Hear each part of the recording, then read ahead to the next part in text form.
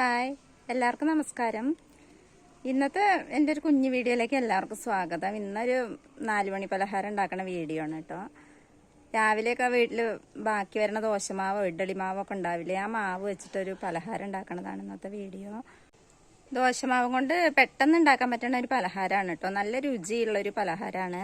അപ്പം നമുക്കധികം അതിൽ ചേരുവകളൊന്നും കൂടുതലൊന്നും ചേർക്കാറില്ല. നമ്മുടെ വീട്ടിലുള്ള സാധനങ്ങളൊക്കെ തന്നെയാണ്. അപ്പോൾ പെട്ടെന്ന് ഉണ്ടാക്കാനും പറ്റും. പിന്നെ കുട്ടികൾക്കൊക്കെ ഇഷ്ടപ്പെടും ചെയ്യും. അപ്പോൾ എന്തായാലും നമുക്ക് വീഡിയോ ഒന്ന് കണ്ടു നോക്കാം. രാവിലെ ഇഡ്ഡലി ഉണ്ടാക്കിയിട്ട് വെച്ച ബാക്കി ബാലൻസ് വന്ന മാവാണ് കേട്ടോ ഇരിക്കണത്. അപ്പോൾ വല്ലാതെ ലൂസായ മാവല്ല. ദോശയുടെയൊക്കെ ആണെങ്കിൽ കുറച്ചിങ്ങനെ ലൂസായിട്ടാവില്ലേ, അങ്ങനത്തെ മാവൊക്കെ ആകുമ്പോൾ നമ്മൾ ഇഡ്ഡലി തട്ടിലൊക്കെ ഇങ്ങനെ പ്ലേറ്റിലൊക്കെ ഒഴിച്ച് വയ്ക്കുമ്പോൾ അത്ര നന്നാവില്ല. അപ്പോൾ കുറച്ചിങ്ങനെ ടൈറ്റായിരിക്കണ മാവാണ്. അപ്പോൾ ഇത് ബാക്കി വന്ന മാവാണേ. അതിനെ ഞാനൊന്ന് നന്നായിട്ടൊന്ന് ഇളക്കി യോജിപ്പിക്കുകയാണ്. പിന്നെ ഇതിലേക്ക് ചേർക്കണ സാധനം ഇതാണ് കേട്ടോ, ബൂസ്റ്റാണ് ചേർക്കണത്. അപ്പോൾ വീട്ടിൽ ബൂസ്റ്റ് വാങ്ങിയിട്ട് കഴിയാനായിനോ 1 സ്പൂണോ 2 സ്പൂണോ ഒക്കെ ഉണ്ടാവും, അടിയിൽ കുറച്ചുള്ളൂ. അപ്പോൾ ഞാനൊരു 2 സ്പൂണാണ് എടുക്കണത്. ബൂസ്റ്റ് അടിയിൽ ഇരുന്നിട്ട് അങ്ങനെ കട്ടയായിട്ട് ഇരിക്കുകയാണ് കേട്ടോ. അപ്പോൾ അതിനെ ഒന്ന് നന്നായിട്ട് ഒരു പ്ലേറ്റിലേക്ക് എടുത്തിട്ട് ഞാൻ മിക്സാക്കി. ഇങ്ങനെ കട്ടയായിട്ട് മാവിലേക്ക് ഇട്ടാൽ അത് ശരിയാവില്ല. അപ്പോൾ അതിനെ ഒന്ന് നന്നായിട്ട് പൊടിച്ചു ഞാൻ കൈ കൊണ്ട്. അതിന് ശേഷമാണ് മാവിലേക്ക് അത് ചേർത്ത് കൊടുക്കണത്. പിന്നെ വീട്ടിൽ ബൂസ്റ്റ് വാങ്ങിച്ചതൊന്നും ഇല്ലെങ്കിൽ കടയിൽ നിന്നൊക്കെ വാങ്ങിക്കാൻ കിട്ടില്ല, 5 രൂപയുടെയൊക്കെ പാക്കറ്റ്, അത് വാങ്ങിച്ചാലും മതി. പിന്നെ അതിലേക്ക് ചേർക്കണത് ശർക്കര പാനിയാണ്. അപ്പോൾ ശർക്കര ആദ്യം ഉരുക്കി വെച്ചതായിരുന്നു ഞാൻ. ആ ശർക്കര പാനിയും കൂടെ ചേർത്ത് കൊടുക്കുന്നുണ്ട്. അളവ് നമുക്ക് എത്രയാണോ ആവശ്യം അതിനനുസരിച്ചിട്ടാണ് കേട്ടോ ചേർക്കണത്. അപ്പോൾ എനിക്ക് കുറച്ച് മാവുള്ളൂ. അപ്പോൾ ഞാൻ 2 ശർക്കര ഉരുക്കിയ ശർക്കര പാനിയാണ് ചേർത്ത് കൊടുക്കണത്.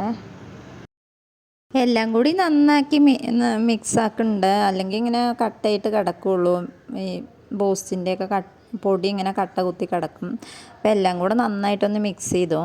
ഇനി ചെയ്യണത് ഒരു പ്ലേറ്റിലാണ് കേട്ടോ വേവിക്കണത്. അപ്പോൾ ആ പ്ലേറ്റിൽ ഒരു 2 തുള്ളി എണ്ണ ഒഴിച്ചിട്ടൊന്ന് നന്നായിട്ട് എണ്ണമയം ആക്കിയെടുക്കുകയാണ്. ഒന്ന് തുടച്ച് നന്നായി ഒന്ന് എണ്ണമയം ആക്കിയെടുക്കുകയാണ്. അതല്ല, ഇനി പ്ലേറ്റിൽ വേണമെങ്കിൽ സാധാരണ നമ്മൾ ഇഡ്ഡലി പുഴുങ്ങണ പോലെ ഇഡ്ഡലി തട്ടിൽ ഒഴിച്ചും വേവിച്ചെടുക്കാം. അപ്പോൾ ഞാനൊരു പ്ലേറ്റിലാണ്, അതിപ്പോൾ കുറേ ആയിട്ട് ഒറ്റ അടിക്ക് പണി കഴിയുമല്ലോ. അപ്പോൾ ഒരു പ്ലേറ്റിലാണ് മാവ് ഒഴിച്ച് വെക്കുന്നത്. അതിൻ്റെ മുകളിലേക്ക് തേങ്ങാക്കൊത്തും കൂടെ ഇട്ട് കൊടുക്കുന്നുണ്ട് കേട്ടോ. ഇനി അണ്ടിപ്പരിപ്പോ മുന്തിരിയോ എന്തെങ്കിലുമൊക്കെ ഇട്ട് കൊടുക്കണമെങ്കിൽ അതൊക്കെ ഇട്ട് കൊടുക്കുക. അപ്പോൾ ഞാൻ തേങ്ങാക്കൊത്താണ് ഇട്ട് കൊടുക്കണത്. ഇതുപോലെ ആക്കിയിട്ട് ഇനി ഇഡ്ഡലി പാത്രത്തിൽ വെച്ച് വേവിച്ചെടുക്കുകയാണ് ചെയ്യണത്. അടുപ്പത്ത് വെച്ച ശേഷം ഒരു അരമണിക്കൂറേലും വേവിച്ചെടുക്കണം കേട്ടോ. ഇഡ്ഡലി മാവാവും കൊണ്ട് നന്നായിട്ട് വേവിച്ചെടുക്കണം. തീ കുറച്ച് വെച്ചാൽ മതി. എന്നിട്ട് നന്നായിട്ട് വേവിച്ചെടുക്കണം. ഗോതമ്പ് പൊടിയും മൈദ അങ്ങനെയൊക്കെ ആണെങ്കിൽ പെട്ടെന്ന് വെന്ത് കിട്ടും. ഇത് നല്ല വേവുണ്ട്. അല്ലെങ്കിൽ ഇഡ്ഡലി ഉണ്ടാക്കണ പോലെ ഉണ്ടാക്കാം. അപ്പം നിങ്ങൾക്ക് ഏതാണ് ഇഷ്ടം വെച്ചാൽ അതുപോലെ ട്രൈ ചെയ്താൽ മതി. ഇപ്പം അപ്പം റെഡി ആയിട്ടുണ്ട്. നല്ല ടേസ്റ്റ് ഉണ്ടായിരുന്നു കേട്ടോ. ഈ അപ്പം പെട്ടെന്ന് നമുക്ക് ഉണ്ടാക്കിയെടുക്കും ചെയ്യാം.